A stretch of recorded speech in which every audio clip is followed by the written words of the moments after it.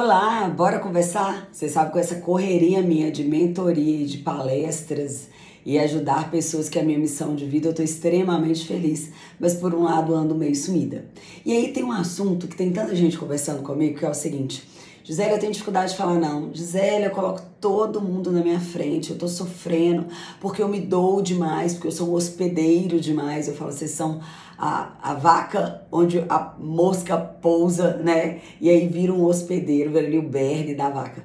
Então a gente precisa de entender que a gente precisa de aprender a desagradar, né? E é sobre isso que eu queria trazer para você. Um assunto que eu tô percebendo que na criação de 0 a 13 anos, crianças que não se sentiram validadas por quem deveriam validá-las, que são os seus pais, elas se tornam pessoas bondosas demais, querendo agradar o tempo inteiro para receber amor e validação em troca. E isso torna pessoas que hoje nós chamamos, na análise de perfil comportamental, que são os planejadores, que têm uma conexão muito grande com pessoas, são extremamente empáticas, uma capacidade de ouvir muito grande e um coração muito bondoso. E o que essa pessoa faz? Para ela manter a conexão e ter o amor do outro, ela serve. Mas ao servir demais, ela se coloca em segundo lugar.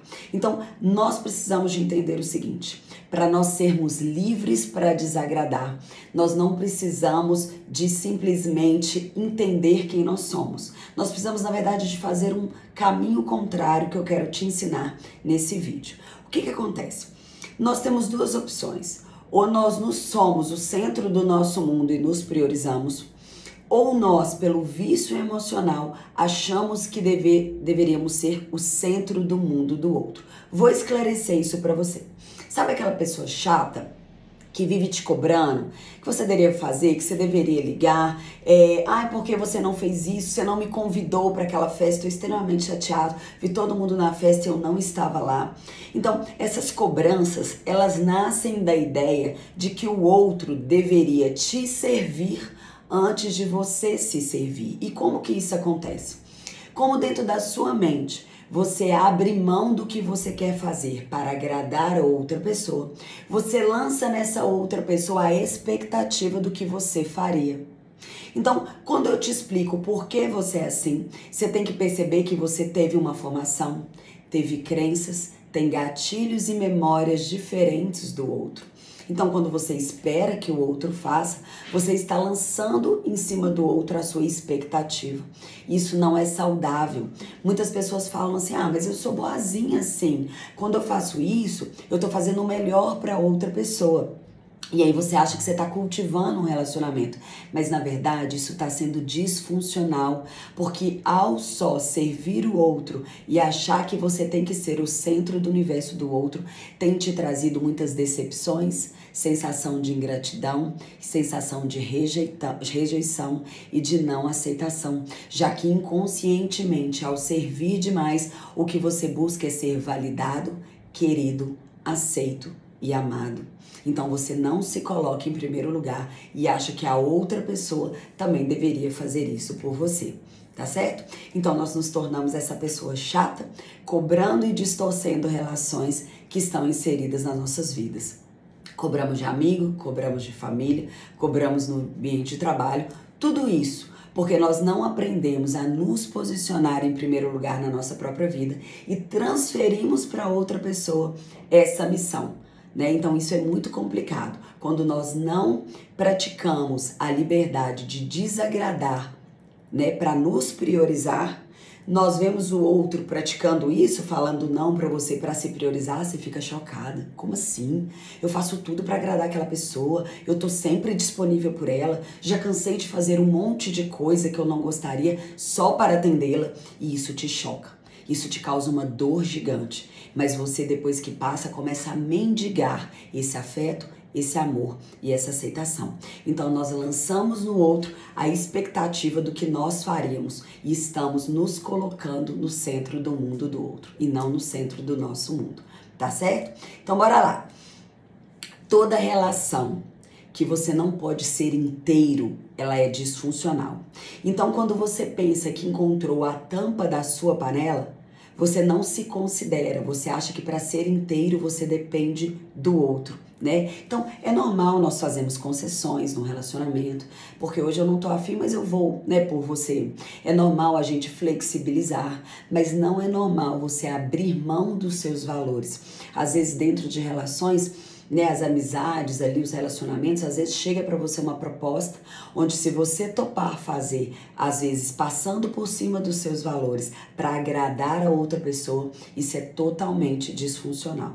Isso não deve acontecer. Isso é um índice e um indicador para você de baixa autoestima, de falta de amor próprio. E inconscientemente você está correspondendo a uma relação sua tóxica, um vício emocional de infância, e está transferindo isso nas suas novas relações. Nós somos vítimas dos nossos pais, eu já expliquei isso para vocês. A forma como nós crescemos de 0 a 13 anos nos programou como se fôssemos um computador. Então a gente chega agora e reage inconscientemente a todas essas programações mentais. Por isso é importante fazer um processo de autoconhecimento, um processo de volta, de cura interior, para que hoje você pegue a sua criança, coloque no colo e abrace, porque às vezes todo adulto é uma criança ferida ali dentro e precisa da cura para você entender o porquê que você age, ressignificar isso e provocar uma mudança para a sua saúde emocional, que é muito importante isso também, tá? Então, o caminho para que você não pense que a outra pessoa é a tampa da sua panela é justamente o contrário. Quando você estiver interiormente pronto para partilhar a vida com alguém, então é uma partilha, é uma soma e não um complemento, né? Porque você não pode transferir para outra pessoa a responsabilidade que você deve fazer por você. Ficou claro? Então assim, tira essa ideia infantil de achar que você é o centro do mundo do outro e que o outro tem que ser o centro do seu mundo e você sempre tem que se doar para o outro, porque isso é uma ideia infantil. Você é um adulto dono de um cérebro executivo e que precisa de se amar, de conhecer os seus valores, de se priorizar, como eu disse esses dias num vídeo, né? O momento mais delicado da ciência é o momento da fecundação. E se deu certo naquele momento e hoje tá dando errado por sua única e exclusiva culpa. Porque você está se boicotando, você está vivendo os seus vícios emocionais, você tá cheio aí de crenças que te limitam de ser o melhor que você pode ser e o seu extraordinário. Tá tudo bem de vez em quando você fazer uma concessão, mas se coloque em primeiro lugar. De 1 a 10, a pessoa que você mais ama, coloque lá, número 1, eu. E eu compartilhei com vocês essa semana e vou deixar aqui para terminar esse vídeo. A Bíblia fala assim, amai ao outro, ao próximo, assim como a ti mesmo. As pessoas, elas dão o que ela tem dentro delas. Se você não se ama, você não vai ter uma relação saudável. Você vai ter uma relação tóxica, de codependência emocional, onde você depende do outro estar bem para você estar bem.